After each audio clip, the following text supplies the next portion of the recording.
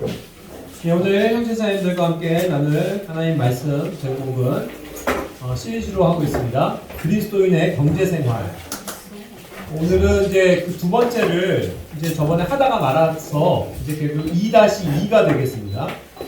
나의 물질을 어떻게 사용해야 하나라는 항목에서 구제와 빌려줌의 원리에 대해서 배우겠습니다. 그리고 그 밖에 이제 의무적으로 우리가 써야 할 물질의 항목들에 대해서 나눠보고자 합니다.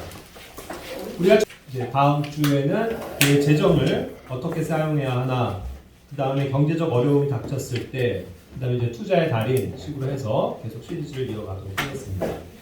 우리가 잠시 저번 시간에 공부했었던 말씀을 조금 환기시켜 보죠. 복습을 그냥 큰 항목에 따라서 한번 생각을 해봅시다. 나의 물질을 어떻게 사용해야 되나에 관해서 첫 번째로는 우리가 주님 앞에 어쨌든 드리는 물질을 헌금이라고 표현하죠. 그래서 헌금을 드려야 한다는 것입니다. 그래서 이것은 주님을 위해서 뭔가 물질을 드리는 것을 뜻하는 의미로서 offering이라는 단어 또 giving이라는 그러한 폭넓은 단어로 사용을 합니다.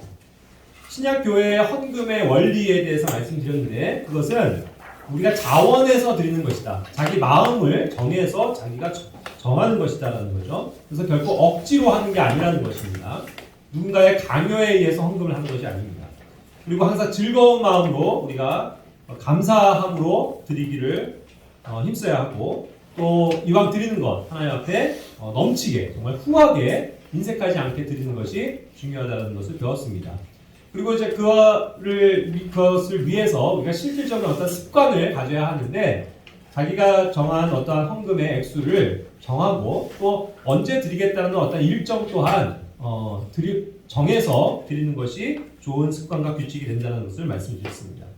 그리고 이제 많은 교회에서 오늘날 오해하고 있는 11조라는 개념, 자기의 소득의 10분의 1을 무조건 드려야 된다는 그런 개념은 사실 구약의 율법이지 우리 신약교회의 교리는 아니라는 것이죠. 하지만 이것이 그렇다고 해서 무시될 건 아니라는 겁니다. 왜냐하면 이것은 신구약을 통틀어서 봤을 때 굉장히 좋은 우리의 기준이 되기 때문이다라는 거죠. 그래서 그것을 그러한 기준으로 삼아서 자기 소득의 10분의 1을 드릴 수 있는 믿음이 있다면 그것은 굉장히 좋은 일이다라고 말씀을 드립니다. 그리고 주님을 위해서 드릴 때 풍성히 드릴 것에 대해서 주님께서 말씀하고 계시죠. 그리고 두 번째로는 주님께 드린다는 그런 의미가 교회에 어떠한 그 물질을 드리는 것뿐만이 아니라 내가 여러 가지 형태로 이 주님을 위해서 사용하는 것을 또한 포함한다고 말씀드렸습니다. 그래서 다른 사람에게 베푸는 그런 물질, 이렇게 아낌없이 주는 것, 뭔가 물질을 베푸는 것, 나누어 주는 것, 그리고 또 손님을 대접하는 것, 이런 모든 행위들이 다 포함이 되는 개념이라고 설명을 드렸습니다. 자, 그럼 이제 오늘은 이어서 공부를 하겠는데 첫 번째 항목은 구제와 빌려줌입니다. 먼저 우리는 우리의 물질을 누군가에게 빌려주는 것이 굉장히 중요한 일인데 그것도 성경의 원리인데 이것은 그 사람에게 빌려주는 것이 아니라 그것이 사실은 누구에게 빌려주는 것이냐면 주님께 빌려드리는 것이다 라고 놀라운 그런 비밀을 깨닫게 되죠. 잠언 19장 17절 말씀입니다. 가난한 자를 불쌍히 여기는 자는 주께 빌려드리나니 그가 베푼 것을 그분께서 그에게 다시 갚아주시리라. 가난한 사람들을요 불쌍히 여기는 겁니다. 그래서 가난한 사람들을 위해서 물질을 베푸는 것인데 이것을 뭐라고 얘기하고 있냐면 이게 주님께 빌려드리는 것이다 라고 말씀하고 계시다는 거죠. 우리가 어떠한 성도를 불쌍히 여겨서 그를 위해서 물질을 베풀었습니다. 그럼 그것을 잘했다 칭찬을 하시면서 그냥 그걸 끝나는 게 아니라 이것이 주님께 빌려드린 것이 되기 때문에 누가 갚으신다고요? 당연히 빌리신 주님이 갚아주신다는 거예요. 놀랍지 않습니까? 그 사람이 갚을 능력이 없어도 상관없어요. 주님이 갚아주신다고요. 그렇죠? 그런데 주님이 갚아주시는 방법도 두 가지가 될 것입니다. 갚아주실 때 그냥 인색하게 원금만 갚아주시는 게 아니고 아주 그냥 물질적으로 2배, 100배가 되기까지도 갚아주실 수 있는 분이 주님이시고 그것을 이 땅에서도 베풀어 주시고 갚아주실 수도 있지만 그것이 이 땅에서 안 갚아주셨으면 언제 갚아주신다는 얘기예요? 하나님의 왕국에서 갚아주신다는 거예요. 근데 거기에서 받을 것은 오히려 더 풍성하겠죠. 그것을 이야기하는 것입니다. 자, 그리고 어쨌든 우리가 뭔가 이렇게 주님께 가난한 사람들을 불쌍히 여기고 주는 것, 이런 것이 중요한데, 항상 우리가 저번에도 배웠지만 1차적으로는 그것이 누구에게 적용되어야 하냐면 내 옆에 있는 성도입니다. 예. 우리의 가장 가까운 이웃은 그리스도인이에요. 성도. 함께 교회 안에 있는 자들. 가운데서 가난하고 불쌍한 사람이 있다면 그에게 베풀어 주라는 것이죠.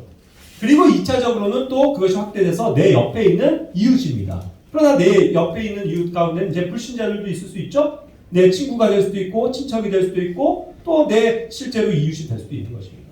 그런 것까지 적용을 해서 실제로 우리가 불쌍히 여겨서 가난한 사람들을 돕는 행위가 주님께 빌려드리는 행위가 된다는 것을 기억한다면 우리가 아끼지 않고 빌려줄 수 있지 않을까요? 줄 수 있지 않을까요? 자, 그러한 원리를 말씀하고 있습니다. 자, 그래서 이제 어떤 경우 이제 우리는 누군가에게 뭔가를 빌려줍니다. 그랬을 때 당연히 그래서 우리는 이러한 성경의 원리를 알아야 되는데 출애굽기 22장 25절에서도 말씀하시지만 이자를 받으려는 계산 때문에 빌려줘서는 안 됩니다. 이 사람이 굉장히 돈이 없고 좀 나한테 막 빌리기를 원합니다. 100만 원만 좀 빌려줘. 꼭 갚을게. 선뜻 내주면 그걸로 끝나면 좋겠는데 야, 알았어. 빌려주긴 빌려줄 테 너 나중에 갚을 때 이자 계산해서 갚어. 해가지고 10% 해갖고 110만 원 갚어. 이렇게 요구하지 말라는 거예요. 이자를 받으려고 빌려주는 것은 좋은 하나님의 방법이 아니라는 것입니다. 그렇죠? 레위기 25장 37절에서도 이 얘기하고 있어요. 여기 이자를 받으려고 돈을 주지 말라는 거예요. 그것을 빌려주면서 이득을 얻으려고 그렇게 생각하면서 빌려주지 말라는 것입니다. 가난한 성도나 이웃에게 그저 베푸는 어떠한 정말 사랑, 예? 불쌍히 여기는 마음, 그것으로 그냥 주라는 것이지, 빌려주라는 것이지, 이득을 원해서 내가 이 사람 빌려주면 언젠가 나한테 이자까지 갚겠지 하는 그러한 마음으로 빌려주지 말라는 것이죠. 그래서 그런 것에 있어서의 우리가 또 올바른 적용이 필요합니다. 그래서 이자를 결국 생각하지 않고 빌려준다는 개념보다도요, 더 놀라운 사실, 성경의 가르침은 뭐냐면, 아예 못 받을 생각을 하고 빌려주라는 거예요. 그게 성경의 원리예요. 누가복음 6장 34절, 35절에서는 어떤 사람에게 이렇게 빌려주는데 받기를 바라고 빌려주면 무슨 감사를 받겠냐. 언젠가 갚을 건데, 그렇죠? 그렇게 해서 자기가 감사를 받고 그냥 그렇게 해서 이런 세상에 있는 죄인들도 그렇게 돈을 빌려주고 갚지 않느냐. 그것은 하나님 앞에서 큰 선의가 아니라는 거예요. 하지만 정말로 하나님을 우리가 생각하고 하나님이 주신 원리대로 다른 사람들에게 빌려준다는 것은 내가 그 사람이 못 갚을 형편에 있다는 걸 알면서도 내가 이렇게 빌려줘도 저 사람은 나 못 갚을 거야. 이걸 알지만 그럼에도 불구하고 빌려준다는 거예요. 아예 그 생각을 하고 빌려주면 어떻게 됩니까? 못 받을 생각하고 빌려준 거니까 개념이 바뀌는 거죠. 난 분명히 빌려주긴 했지만 그게 주게 된 거예요. 그렇죠? 그래서 주는 것이 받는 것보다 복되다라고 하는 그 말씀을 성취하게 되죠. 받을 걸 생각하고 그래서 빨리 적어. 그래갖고 언제 내년 몇 월 며칠까지 딱 갚어. 그래갖고 차용증 줘서 정확하게 그것을 내가 최소한 이자는 안 받아. 이런 거 생색내면서 언젠가 딱 못을 받고 돌려줘. 이렇게 해서 빌려주는 거는 세상 사람들도 할 수 있다는 거예요. 그렇지 않습니까? 그러니까 아예 그냥 못 받을 생각하고 저 사람이 정말 어려운 사람인데 내가 이거 빌려줘봐야 언젠가 저 사람이 갚을 수나 있을까? 이런 회의가 들고 의심이 되는 경우가 있어요. 근데 빌려주는 거예요. 저도 이렇게 주님의 일을 하면서 또 이렇게 주변에 어려움을 겪는 많은 사람들을 제가 만납니다. 그래서 실제로 그들이 어려운 환경 가운데서 돈을 좀 빌려달라고 하는 사람들이 꽤 있어요. 그러면 기도합니다. 제가 참 마음에는 시험이 들어요. 저도 한두 번도 아니지 하면서 막 그런 생각들. 또 이 사람? 또 저 사람? 이번에 또 내가 또 속는 거 아니야? 이런 생각 하게 되죠. 그런데 그런 생각이 들 때마다 제가 이 성경의 말씀들을 환기해요. 빌려주라는 거죠. 주님께서 그렇게 불쌍히 여기는 마음을 하나님께서 사랑하시기 때문에. 그래서 내가 그냥 아낌없이 주는 거예요. 그래서 그냥 선뜻 빌려줍니다. 그렇죠? 그게 복된 것이기 때문에. 저 사람이 내가 빌려줬어도 못 갚을 것 같아요. 그게 예상이 돼요. 그리고 어떤 사람은 저 사람은 아예 안 갚을 거야. 의도적으로 나한테 빌리지만 아예 안 갚을 걸 작정하고 나한테 빌리는 사람도 있어요. 그거 알아요. 딱 보면 알아요. 근데도 빌려주는 거예요. 왜요? 성경의 약속이잖아요. 그걸 어쨌든 못 받을 거 생각하고 빌려주면 내가 그에게 준 것이 되고 또 주님 앞에는 빌려드린 것이 되기 때문에 나에게 언젠가 주님께서 갚아주신다는 거죠. 주님이 나에게 갚아주시는 건 큰 복이에요. 여러분. 그렇지 않습니까? 그래서 그냥 빌려주는 거예요. 이도저도 생각하지 않습니다. 그리고 또 어떤 경우에는 그런 것도 있어요. 내가 분명히 이 사람이 어렵기 때문에 그냥 줄 수도 있어요. 그런데 어떤 경우는요. 그냥 주는 것, 그냥 받는 것 자체가 굉장히 부끄럽고 부담이 되는 사람도 있어요. 그럴 때는요. 그렇게 얘기하는 거예요. 나 그냥 내가 빌려줄게. 언젠가 네가 돈 생기면 갚어. 이러면 그 사람도 마음이 편해요. 자기가 그저 그냥 신세를 졌다는 것보다는 자기가 그렇게 동정을 받았다는 것보다는 그냥 내가 빌린 것이기 때문에 나도 열심히 해서 언젠가 갚아야지 이 생각을 함으로써 그도 떳떳하게 될 수 있는 영역이 있다고요. 그래서 어떤 경우에는 그냥 준다라는 것도 그냥 빌려준다라는 표현으로 실제로 빌려주는 게 좋을 때가 있어요.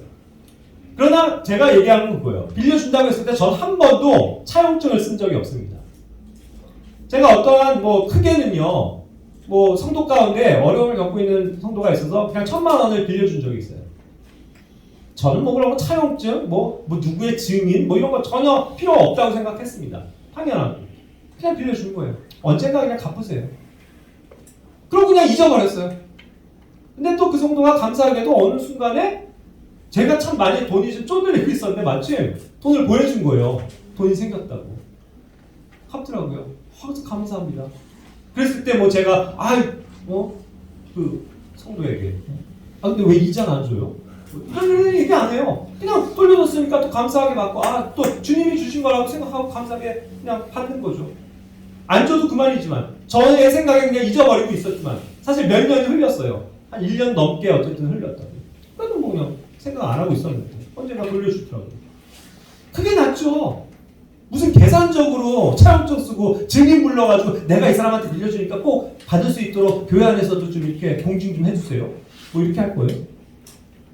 그래서 항상 구제와 이런 빌려주는 것들은요. 은밀히 하는 게 중요한 거예요. 누구한테 생색낼 필요 없어요. 누가 알아줬으면 혹은 누가 이렇게 증인이라도 좀 되어줬으면 증거라도 남기 위해서 차용증 쓰고 이게 교회 안에서 할 짓이 아니라니까요. 할 짓이 아니라니까요. 진짜. 그러지 마세요. 빌려줄 일이 있으면 주님께 드린다고 생각하고 그냥 주세요. 이 세상에서 못 받으면 주님이 갚아주시겠죠. 그 생각해야 된다고요. 그리고 또 하나 이걸 빌려주는 데 있어서요. 저도 참 2번 정도 이렇게 참 이런 것 때문에 마음이 상했던 적이 있는데 저도 역시 어떤 큰 돈이 필요해서 누군가로부터 돈을 빌린 적이 있습니다. 가까운. 그것까지는 참 감사하죠. 그들이 이자 받으려고 한 사람은 제가 그래도 이자를 줬어요.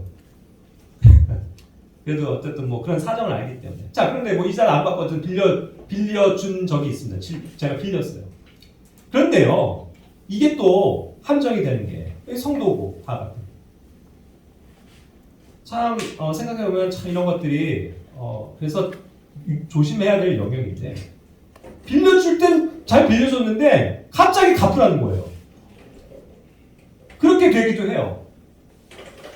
그러니까 그게 굉장히 난감해지더라고요. 갑자기 갚으라는 거예요. 자기도 어렵게 됐다고. 이거는요, 줬다 뺏는 거랑 똑같아요.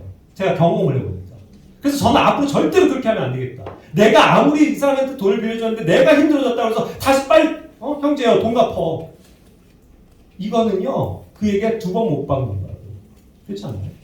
그래서 제가 그걸 경험했어요. 그것이 얼마나 나에게 큰 상처가 되고 또 이게 힘든 일이 되는지. 3번이네요. 제가. 그래서 3번도 다 믿는 성도예요.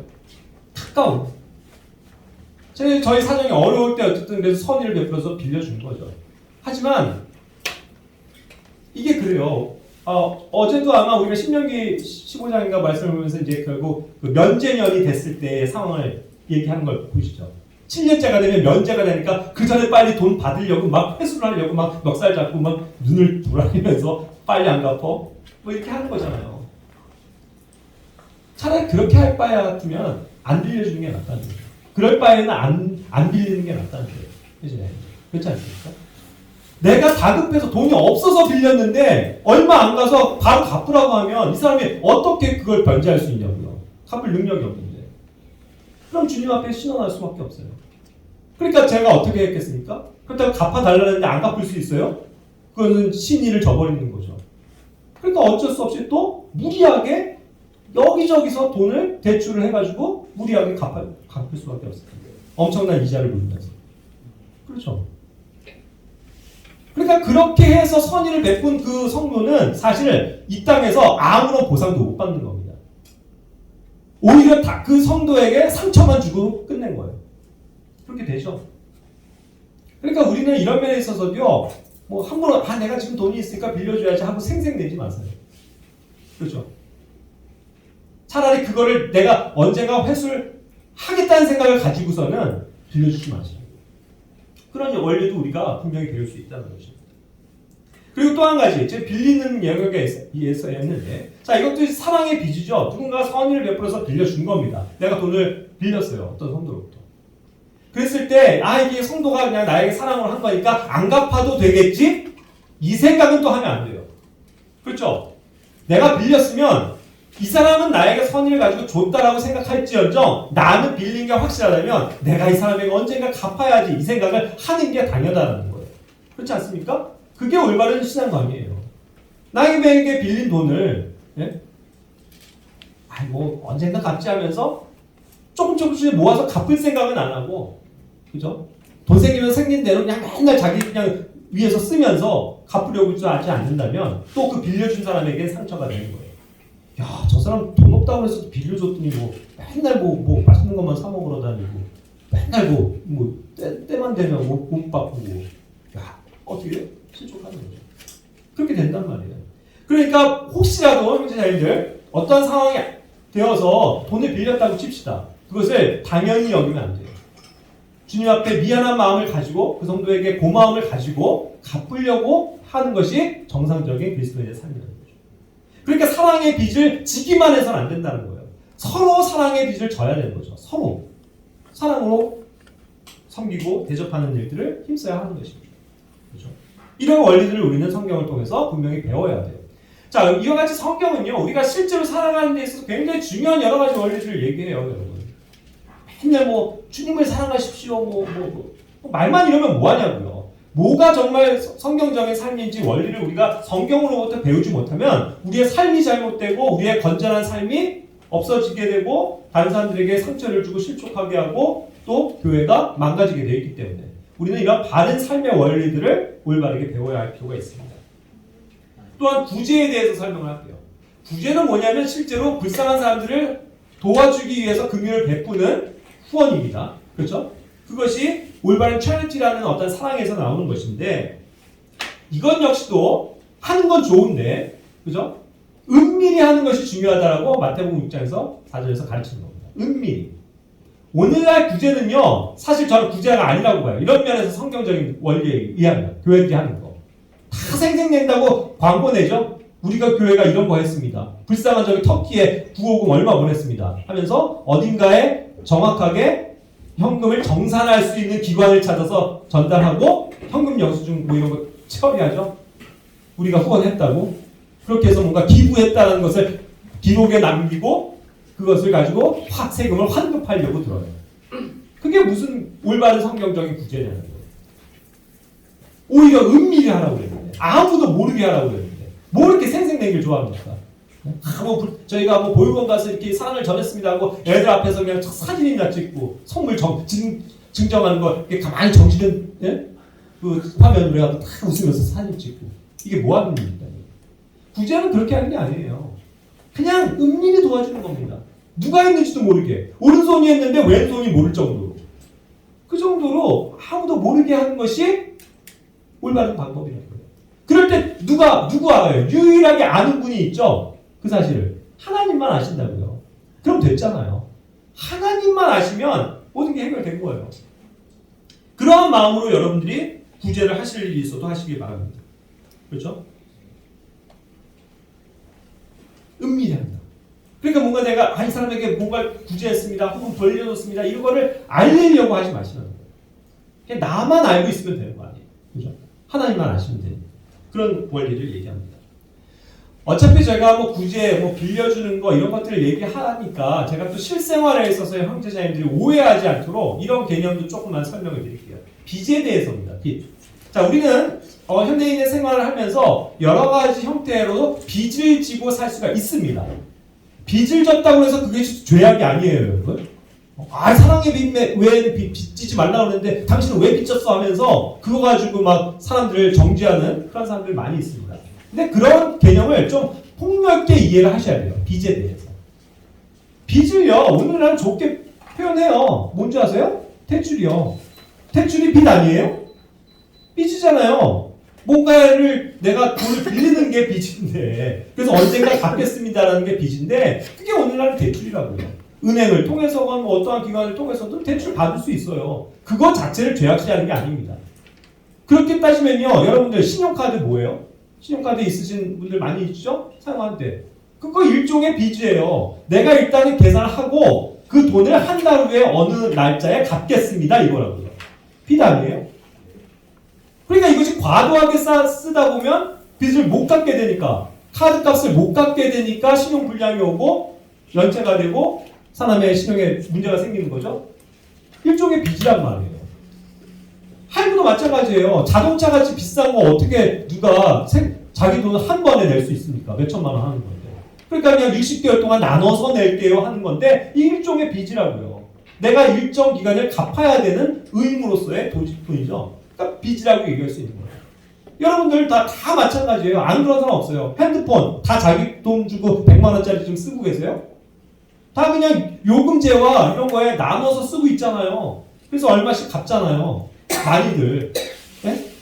그렇죠? 그게 다 뭐예요? 언젠가 갚아야 되는, 매달 갚아야 되는 자기의 빚이라고요. 그것 자체가 죄악이냐고요. 오늘 현대인의 삶 속에서 그냥 보편적으로 되어져 있는 그냥 일일 뿐이에요. 그걸 그렇게 막 심각하게 막 죄로 판단하거나 해서는 안 됩니다. 그런데 문제는 뭐냐? 잘 들으세요. 그것은 내가 내 신용과 내 그 재정의 상태를 아는 한도에서 출발하는 거죠. 내가 이만큼을 한 달에 갚을 수 있으니까 내가 이렇게 할부 계약을 맺겠습니다. 대출을 받겠습니다 하는 거잖아요. 그렇게 해서 실행을 하는 건데, 그런데 자기가 그것을 할 수 없는 능력인데도 턱없이 막 100만 원씩 매달 갚아야 되는 걸 했다고 쳐봐요. 그건 당연히 신용에 불량이 오고 연체가 오고 갚을 능력이 안 되는 거예요. 그게 심각한 문제가 되죠. 그래서 돈을 못 갚게 되면 어떻게 되는 거예요? 신용불량자가 될 뿐만 아니라 법적으로도 문제가 되는 거 아니에요. 그런 삶을 살아서는 안 되는 거예요. 그러니까 그 말은 뭐예요? 자기가 할 수 있는 만큼 반드시 내가 이 땅을 매달 내겠습니다 했으면 할 수 있는 한도에서 하는 것이 올바른 방법이에요. 그걸 안 하는 게, 안 갚는 게, 못 갚는 게 그게 문제라는 거죠. 그러니까 우리의 재정의 상태를 들여다보시기 바랍니다. 무리해서 내가 하는 일이 없는지. 그래서 특히 저 청년들에게 많은 뭐 세상에서도 얘기하잖아요. 돈을 낭비하지 않으려면 신용카드 만들지 마라. 그렇죠? 그게 그 원리예요. 여러분들이 신용카드 있어봐요. 지금 당장 돈이 없는데도 막 사고 싶은 거 막 사게 되죠. 그러면 그 사람이 문제가 온다고요. 그러니까 그냥 체크카드 쓰는 게 제일 현명한 방법이라는 거잖아요. 맞아요. 있는 만큼 그냥 쓰는 거 정직하게. 없으면 못 쓰는 거. 그게 맞다고요. 근데 내가 그 갚을 능력도 없는데 신용카드가 있어갖고 내가 한도 100만 원 쓸 수 있으니까 100만 원 써야지 하고 다음 달에 못 갚으면 어떻게 할까요? 그러니까 그러한 삶을 성경에서 얘기하는 게 아니라는 거죠. 그렇죠? 그렇기 때문에 우리가 그런 면에서도 올바른 어떠한 자기가 할 수 있는 능력 가운데서 생활하는 거, 경제 규모를 잡는 거, 그런 것들이 굉장히 중요한 일이라는 것을 배우셔야만 합니다. 특히 여기 청년들 앞으로 정말 그것에 대해서 유념하셔야 돼요. 그렇지 않으면 여러분들의 삶이 진짜 피폐해질 수 있는 겁니다.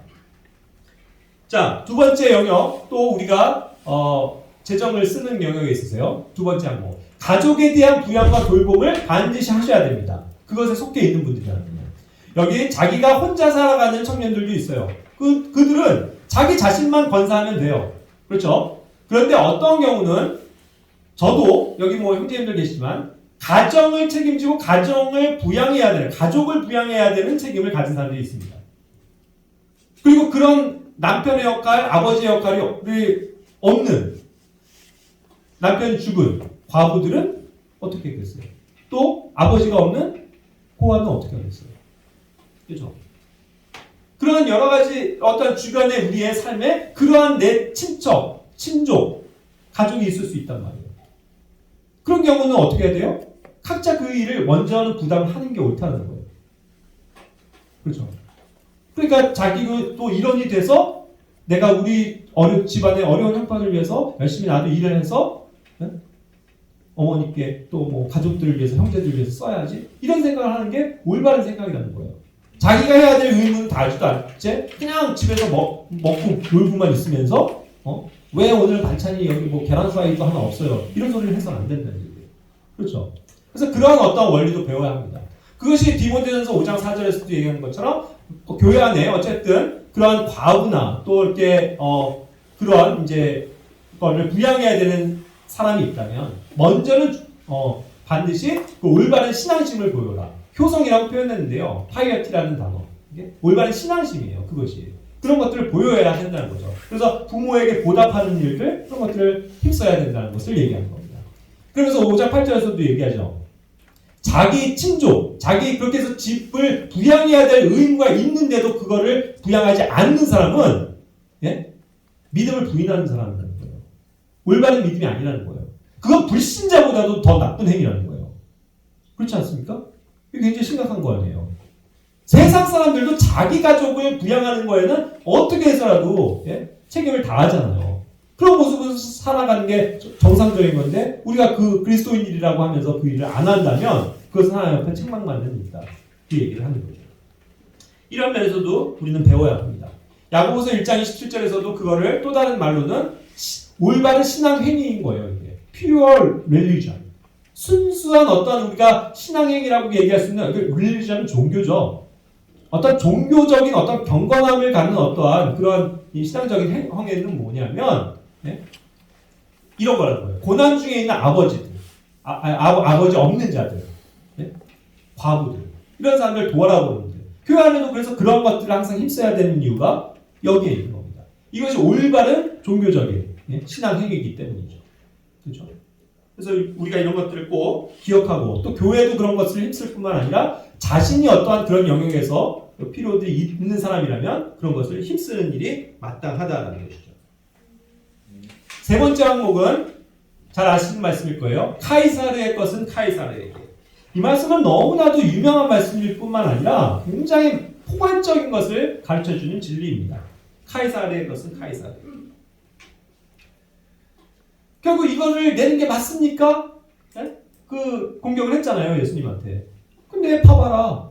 여기 동전에 누구 형상이 있냐? 카이사르입니다. 그럼 카이사르의 건 카이사르께 줘. 그리고 하나님의 것은 하나님에게 가져와. 그거잖아요. 우리가 마땅히 하나님께 드려야 할 영역이 있고요. 우리가 살아가면서. 또 하나의 영역은 뭐냐면 카이사르에게 마땅히 바쳐야 되는 물질들이 있다는 거예요. 그럼 오늘날 카이사르가 뭡니까? 결국 정부의 기관이죠. 우리는 하나의 국가의 여러 가지 통제 시스템 가운데서 국가의 시민으로서 살아가는 거죠. 그 국민으로서. 그럼 국민이 져야 할 마땅한 의무가 있다는 거예요. 세금을 내야 돼요. 내가 벌었으면 그거에 맞는 소득세가 정해져 있는 걸 탈루하지 않고 탈세하지 않고 내는 겁니다. 정직하게. 그렇죠? 그것뿐만이에요. 여러분들이 우리가 쓰는 수도값 안 내요? 전기값 자기가 써놓고 안 내요? 안 내보세요. 어떻게 되나. 끊겨요. 그리고 그것이 연체 하다가 결국은 계속 벌금까지도 누적이 되는 거 아니에요. 마땅히 내야 될 건 내야 된다는 거예요. 그러니까 그걸 안 내면서 내가 왜 먹을 거 사 먹고 입을 거 입고 그렇게 해서는 안 되는 거죠. 먼저 우리가 해야 할 것은 하나님 앞에 드릴 것은 하나님께 드리고 또 마땅히 이 세상을 살면서 내야 할 세금이나 여러 가지 요금이나 이런 것들은 정직하게 내야 된다. 그걸 얘기하는 거죠. 그리고 또 이 면에 있어서는 그렇기 때문에 우리가 하나님 앞에 드리는 것과 세상에 마땅히 내야 되는 것에 대한 조화가 필요하다는 거죠. 여러분, 제가 뭐 청년들에게도 누누이 얘기 많이 하지만 여러분들이 삶을 살면서 필요한 영역들이 있다고요. 이와 같이 가스세, 전기세, 뭐 핸드폰 요금, 뭐 교통비 여러 가지 마땅히 써야 되는 항목들이 있잖아요. 그거 계산해 보시라니까요. 계산해서 내가 한 달에 뭐 예를 들어서 30만 원을 드네 하면 30만 원은 확보해놔야 돼요. 그렇지 않아요? 그러고서 뭐 하나님 앞에 또 드릴 건 또 드리고 그 30만 원 뭐 내야 될 건 또 확보를 해놔야 안전한 삶을 사는 거죠. 건전한 삶을 사는 거죠. 그거 다 내고 나서 내가 돈이 없어요. 그럼 어쨌든 내 삶을 나머지 먹는 것과 있는 것에서 줄일지라도 먼저 그 일을 하는 게 맞다는 거예요. 그렇지 않습니까? 그런 건전한 삶의 원리들을 배우셔야 돼요, 여러분. 그거 안 하고서 그냥 흥청망청 또 내야 될 거는 안 내고 살다가는 언젠가 굉장히 큰 곤욕을 치르게 되는 것입니다. 그렇죠? 그래서 우리가 이런 면에서도 로마서 13장 6절 7절처럼 결국 그런 면에서는 우리가 항상 국가의 어떤 권력에 항상 복종하고 순종하고 그들을 존경하고 마땅히 해야 할 의무를 다하는 것이 중요하다는 것을 말씀하시는 겁니다. 그렇기 때문에 우리가 마땅히 해야 될 것을 의무적인 것들 다 해야 돼요. 그것이 내야 될 세금들은 정직하게 내고 두려움을 가져야 될 권력자들에게 두려움을 갖고 존경할 자에게 존경을 주는 겁니다. 이런 포괄적인 믿음이 필요한 거예요. 어제도 우리가 서울역에서 전도할 때 그 한쪽에서 또 뭐예요? 무슨 단체예요? 거기 뭐 진보당? 그래서 뭐 윤석열 퇴진하라 하면서 하잖아요. 막 욕하고 막 무슨 사기꾼이니 뭐 매국노니 친일파니 붙여놨잖아요. 우리 그런 것을 해서는 안 된다. 마땅히 존경해야 될 대통령 그것이 제가 얘기했잖아요. 우파 좌파를 떠나서 문재인 대통령도 대통령을 세워주셨으면 주님께 우리가 순종하는 거고 그죠? 존경하는 거고 윤석열도 마찬가지라는 거죠. 그죠? 다만 그런데 그들이 하는 작태가 교회를 핍박하거나 우리의 신앙을 어떠한 저해하는 그런 것이 된다면 그런 것은 우리가 거부할 수밖에 없지만 나머지 것들은 어쨌든 뭐 조금 불이익을 우리가 당한다고 하더라도 하나님 앞에 겸손하고 정직하게 행하고 그들을 두려워하는 마음을 갖는 게 중요하다는 것이죠. 이런 것도 이제 연관에 둘 필요가 있습니다. 자, 네 번째 항목은 이제 드디어 이렇게 해서 모든 마땅히 우리가 드려야 될 것들을 다 제하고 이제 내 자신으로 왔어요. 나 자신을 위해서 이제 돈을 쓸 겁니다. 우리는. 좋습니다. 이제 우리 자신을 위해서 마음껏 씁시다. 자유예요. 하나님이 주신 복이에요, 여러분. 정직하게 일했고 내가 그걸 가지고 맛있는 걸 사 먹고 좋은 옷도 필요하면 해 입고 다 자유고 아름다운 거예요. 좋은 일이에요. 내가 너무 일했는데 지금 여행 좀 가야지. 여행 갈 수 있어요. 너무 좋아요. 하나님이 그런 우리를 자유를 주셨단 말이에요. 하지만 문제는 뭐냐면 자기 자신을 위해서 물질을 쓴다고 할 때도 자유하긴 하지만 조심해야 될 것이 있다는 것을 꼭 기억하셔야 합니다. 고린도전서 6장 12절 말씀. 모든 것이 그래서 내게 적법해요. 내가 뭐 범법을 하는 것도 아니고. 그런데 모든 것이 적절한 건 아니다. 적절한 건 아니다. 우리가 법을 어기거나 하는 건 아니지만 적절하지 않다는 이 표현이 굉장히 중요합니다. 이게 과연 내가 지금 현재 이것을 하는 게 적절할까? 내가 저 사람 앞에서 이런 것들을 하는 게 적절할까? 내가 이걸 할 수 있지만 교회 안에서 이걸 하는 건 적절할까? 이걸 따져보시는 거예요. 그런 것들을 헤아릴 수 있는 지혜가 굉장히 수준 높은 믿음인 거예요. 난 남들 상관 안 해. 난 나야. 네? 오늘날 MZ세대처럼 내가 하고 싶은 말 하고 내가 하고 싶은 대로 하고 내가 먹고 싶은 거 먹을 거야 하면서 질서를 해치워서는 안 된다는 거죠.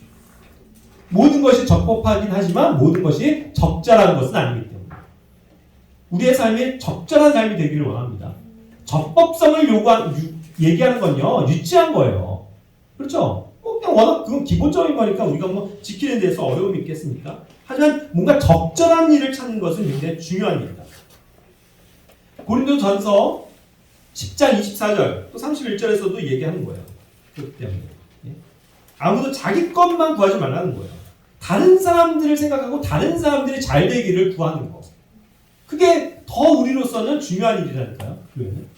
먹든지 마시든지 무엇을 하든지 할 수 있는 자유가 있지만 그것이 하나님의 영광을 위해서 하는 것입니까, 여러분? 여러분들이 하는 일이? 우리가 하는 일이?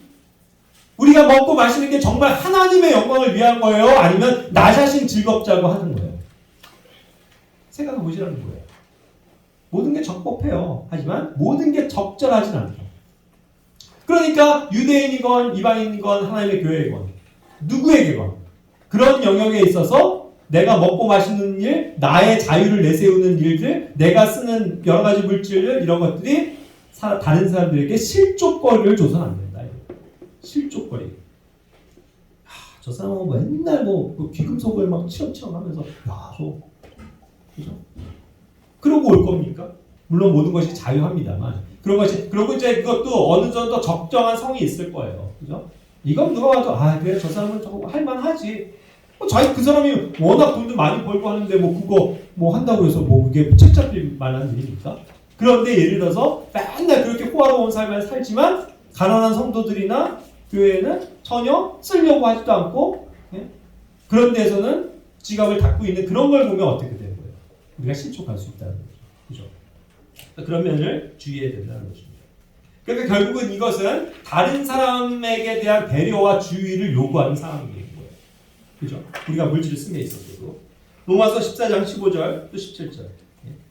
만일 내 음식물로 인해서 내 형제가 근심하게 되면 어떻게 할 거냐? 다른 형제들 판단하지 마세요. 나 자신부터 보시라고요. 내가 먹고 마시고 하는 이 모든 것들이 하나님의 영광을 위해서라기보다도 다른 사람들에게 자랑하고 내세우기 위한 거 아닐까?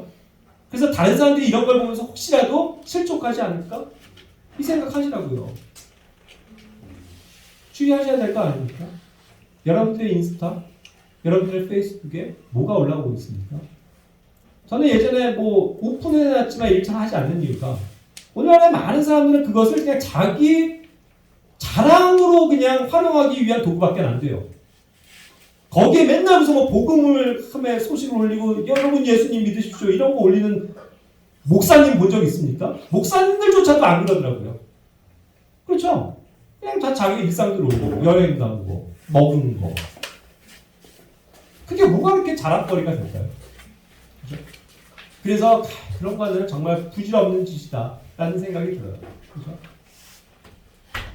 제가 이걸 정죄하는 건 아닙니다. 근데 오늘날에 이제 워낙 많은 사람들의 패턴이 그러니까 인스타, 페이스북 해갖고 뭔가 자기의 난 이래 이거를 내세우니까.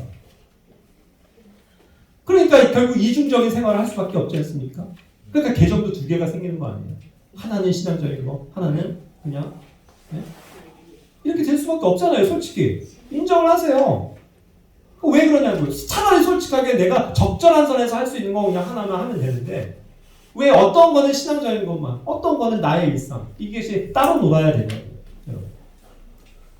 아예 그럴 바엔 하지 않는 게 더 차라리 낫지 않겠습니까? 그냥 나만 보고 나의 기록을 위해서 나만 그냥 사진 갖고 있고 이건 아무 문제가 없죠. 근데 예를 들어서 어떠한 사람들의 사진에 맨날 올라오는데 이 사람은 맨날 이런 거 보고 맨날 이런 데가 실족 안 되겠냐고요. 가난한 성도의 입장에서 보면 전 그렇게 생각해요. 그렇지 않아요? 우리 자신이 그러한데 무슨 다른 사람들을 판단할 게 뭐가 있습니까? 나부터가 그런데 그렇잖아요. 한번 생각을 해보세요. 그래서 신앙이 어려운 거라니까요, 여러분. 그냥 혼자서 사이버 생활, 교회 생활 하는 건 아무 문제가 없어요. 근데 이게 교회라는 이 사람들과의 만남, 이 모임, 많은 다른 그리스도인들을 생각할 때는 내 삶이 자꾸 제약이 있을 수밖에 없고, 그죠? 뭔가를 다시 한번 생각해봐야 되고, 배려해야 되고, 고민해봐야 되는 게 정상이라는 겁니다, 여러분. 그렇지 않냐고. 그래서 우리는 항상 이와 같은 면에 있어서 주님의 마인드를 배우길 원해요. 주님이라면 그렇게 하셨을까? 빌립보서 2장 4절 말씀, 4장 보죠.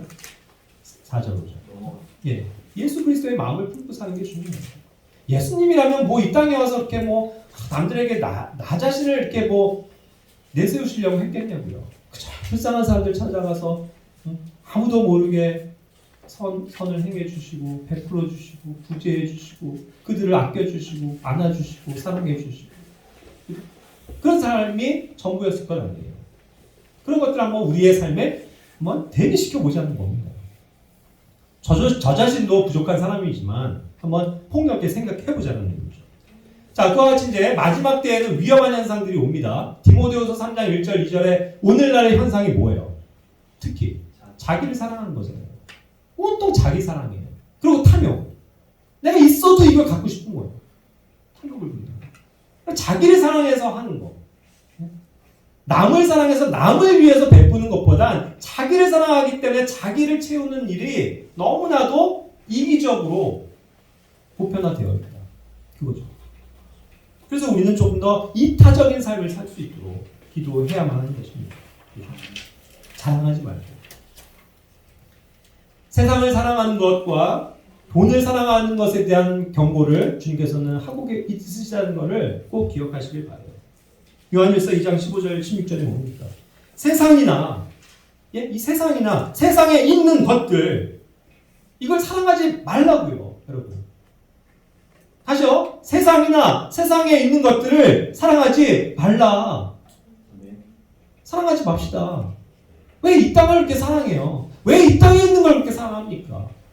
물론 그것이 필요하기 때문에 우리가 갖는 것일 뿐 그것을 사랑해서는 안 된다는 거잖아요.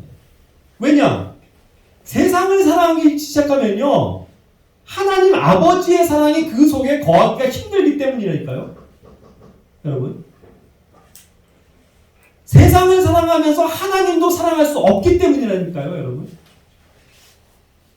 두 마음을 품을 수가 없기 때문이라는 거예요.